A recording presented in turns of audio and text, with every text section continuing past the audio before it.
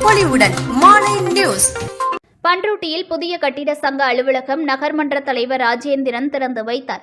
கடலூர் கிழக்கு மாவட்டம் தமிழக கட்டிட தொழிலாளர்கள் மத்திய சங்கம், தமிழ்நாடு விவசாயிகள் தொழிலாளர்கள் கட்சி, அமைப்பு சாரா தொழிலாளர்கள் மத்திய சங்கம், கட்டுமான தொழிலாளர்கள் நலவாரியம் தலைவர் பொன்குமார் அவர்களின் ஆலோசனையின்படி மாநில பொதுச் செயலாளர் சன் பில்டர்ஸ் நிறுவனர் சுப்பராயலு அவர்கள் தலைமையில் நலவாரிய பதிவு புதுப்பித்தல் அலுவலகம் திறப்பு விழா நடைபெற்றது.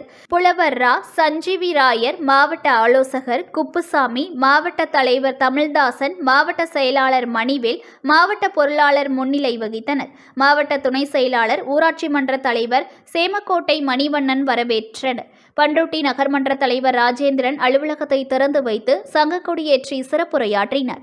நிகழ்ச்சியில் சுப்பிரமணியன், நளினி, துளசி, முருகன், வெங்கடேசன், முருகன், திருநாவுக்கரசு, பாஸ்கர், ரஜி, முருகன், பழனி, கெஜா பெருமாள், ராஜேஷ் மற்றும் மாவட்ட, நகர, ஒன்றிய கிளை நிர்வாகிகள் கலந்து கொண்டனர்.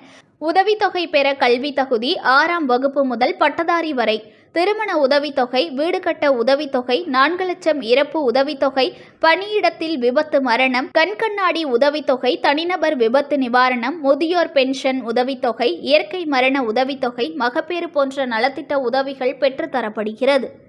புது பொலிவுடன் மாலை நியூஸ்.